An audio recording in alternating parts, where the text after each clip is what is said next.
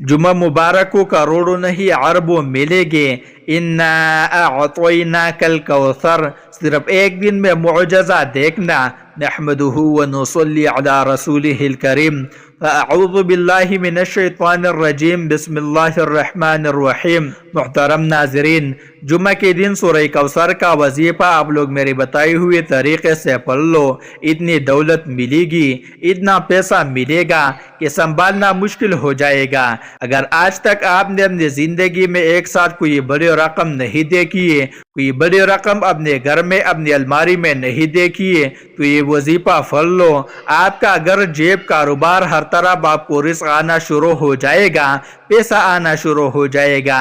ये वजीफा आप लोग चाहे पाकिस्तान में हो, चाहे इंडिया में, बांग्लादेश में, नेपाल में, अफगानिस्तान, सऊदीया, दुबई, मलेशिया, दुनिया के जिस कोने में, जिस गांव में, जिस गली में मौजूद हुए वीडियो देख रहे हो, जैसे ही आप लोग वीडियो को मुकम्मल देख लो और जुम्मा का दिन हो तो कोशिश करना उसी वक्त ये वजीफा पढ़ लेना। सुस्ती मत करना कि अगले जुम्मे पढ़ेंगे। इसी तरह आप लोग खुद देर करेंगे, जितना जल्दी हो सके ये वजीफा पढ़ लेना। बिल्कुल आखिर तक वीडियो देखना ताकि आप लोगों को एक एक बात समझ में आ सके, आप लोगों को हर बात में समझा सकूं। इससे बेहतर मेरे लिए और कुछ भी नहीं है। आप लोग वजीफा पढ़ लो और आपको गैब से रिस्क मिल जाए, आपकी जिंदगियां बदल जाए, तो मेरे लिए आप लोग दुआ कर दीजिएगा। आज मैं आपको मुजर्रब आजमूदा वजीफा बताऊंगा।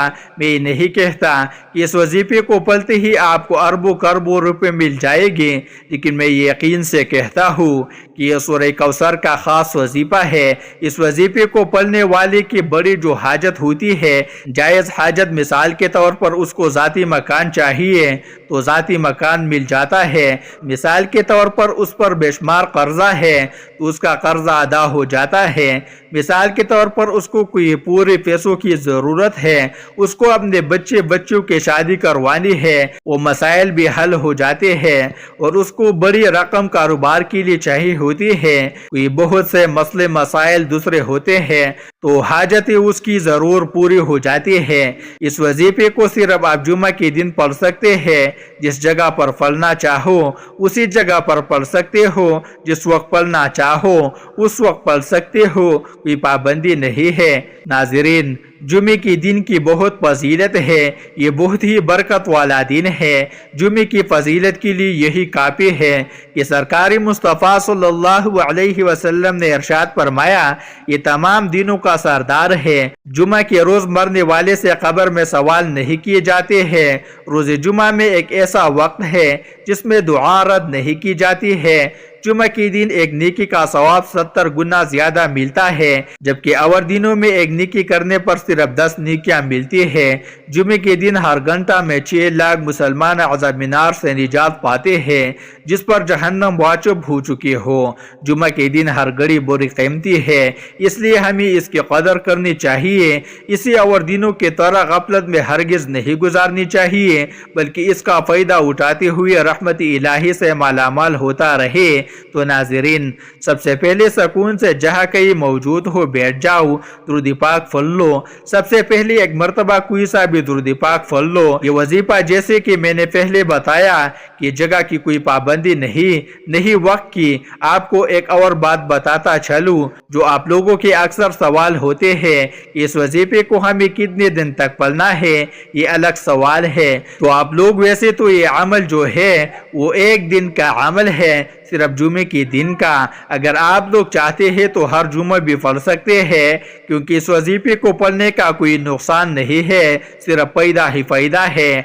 तो आप लोग जितने दिन पढ़ना चाहे इस वजीफे को पढ़ सकते हैं, क्योंकि आप लोग इस वजीफे को जब एक बार पढ़ोगे आपकी हाजत मुरादें पूरी होगी। जो लोग तकलीफ में है, परेशानियों में है, उन सबको इस अमल की इजाज़त आम है। अब आप लोग चाहे पाकिस्तान में हो, चाहे इंडिया में, बांग्लादेश में, नेपाल में, अफगानिस्तान में, दुनिया के जिस कोने में, जिस गांव में, जिस गली में आप लोग मौजूद हो, जैसे ये वीडियो सामने आए आपको सब سب سے پہلے ویڈیو کو مکمل دیکھنا ہے، پوری ویڈیو دیکھ لے۔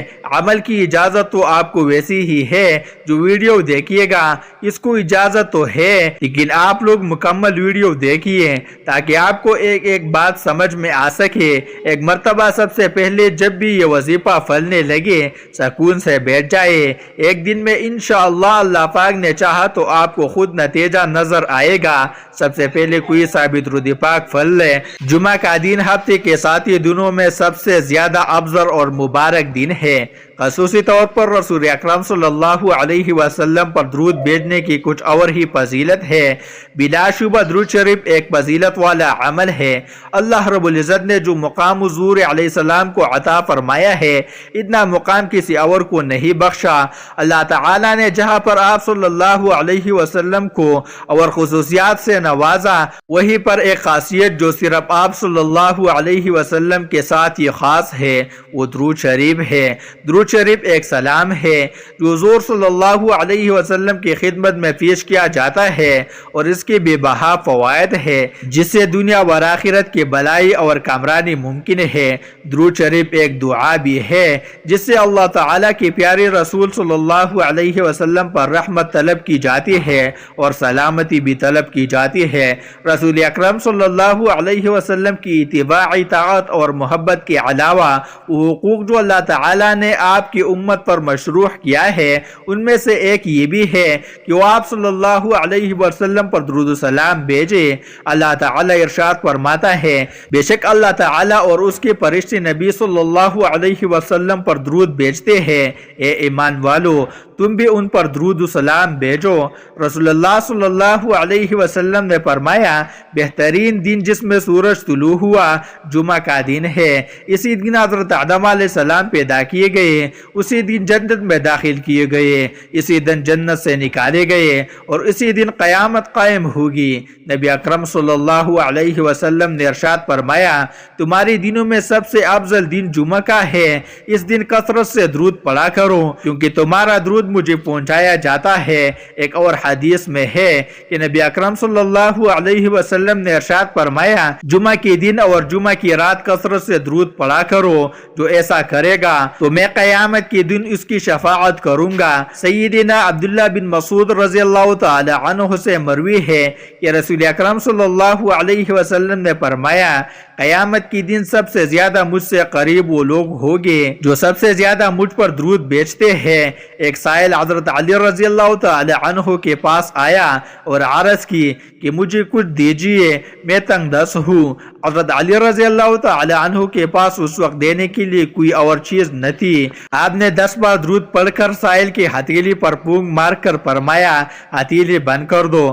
سائل نے باہر جا کر جب ہتھیلی کھولی تو سونے کی دیناروں سے بھری پڑی تھی۔ سیدنا ابو ہریرہ رضی اللہ تعالی عنہ کہتے ہیں کہ رسول اکرم صلی اللہ علیہ وسلم نے فرمایا، میرے قبر کو عبادت گاہ نہ بناؤ اور مجھ پر درود بھیجو، بلا شبہ تمہارا درود مجھ تک پہنچ جاتا ہے چاہے تم جہاں رہو۔ سیدنا علی بن ابی طالب رضی اللہ تعالی عنہ سے روایت ہے کہ رسول اکرم صلی اللہ علیہ وسلم نے فرمایا، حقیقی معنوں میں بخیل وہ شخص ہے جس کے پاس میرے نام کا تذکرہ ہوا لیکن اس نے مجھ پر درود نہیں بھیجا۔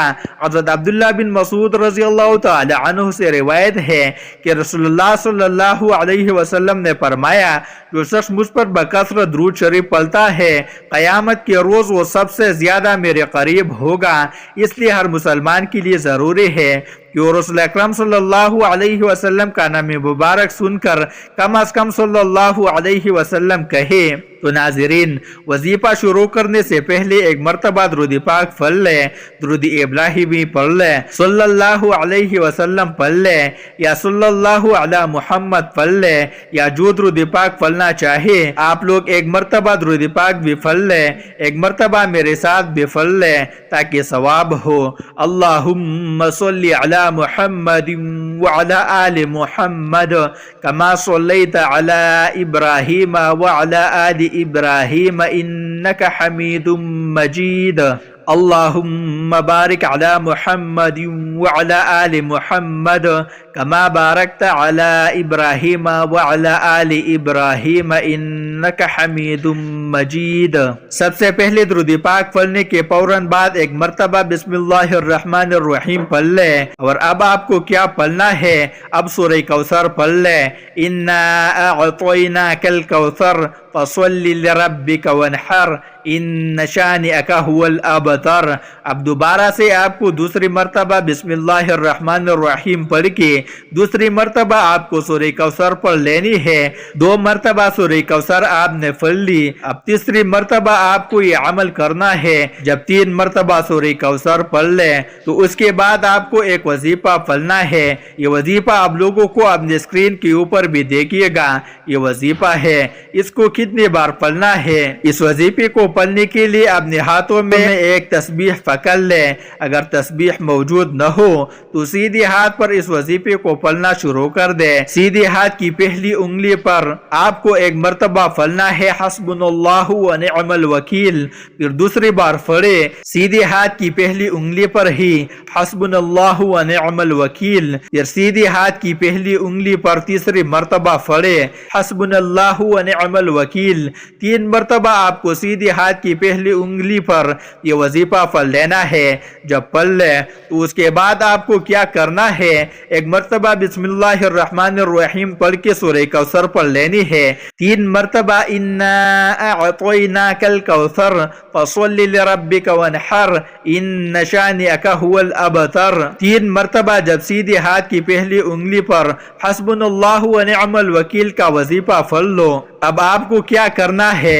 ایک مرتبہ جب آپ نے سورہ کوثر پڑھ لی اور اس کی پہلے جو عمل کیا، جس طریقے سے بتایا اسی طریقے سے آپ کو کرنا ہے۔ اب آخری وظیفہ کس طرح پڑھنا ہے یہ سمجھ لے، بہت آسان سا ہے۔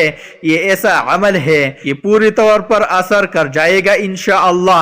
اور آخر میں کیا کرنا ہے یہ سمجھ لے، وہ وظیفہ آپ کو اپنے سیدھے ہاتھ پر ہی پڑھنا ہے۔ سیدھے ہاتھ کی دوسری انگلی پر آپ کو یہ وظیفہ پڑھنا ہے۔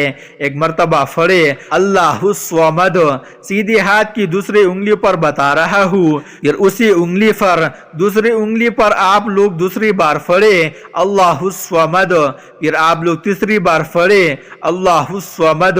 اپنے سیدھے ہاتھ کی دوسری انگلی پر آپ لوگوں کو 3 مرتبہ اللہ الصمد کا وظیفہ 3 مرتبہ پڑھ لینا ہے۔ اب آپ کو کرنا کیا ہے؟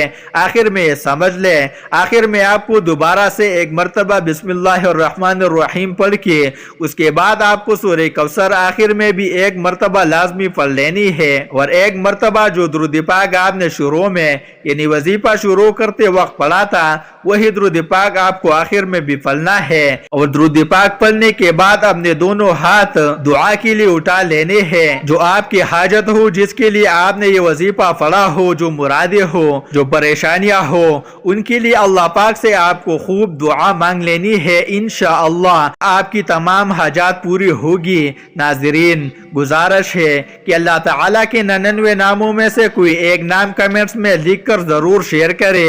اللہ ہم سب کا حامی و ناصر ہو، آمین ثم آمین برحمتک یا ارحم الراحمین۔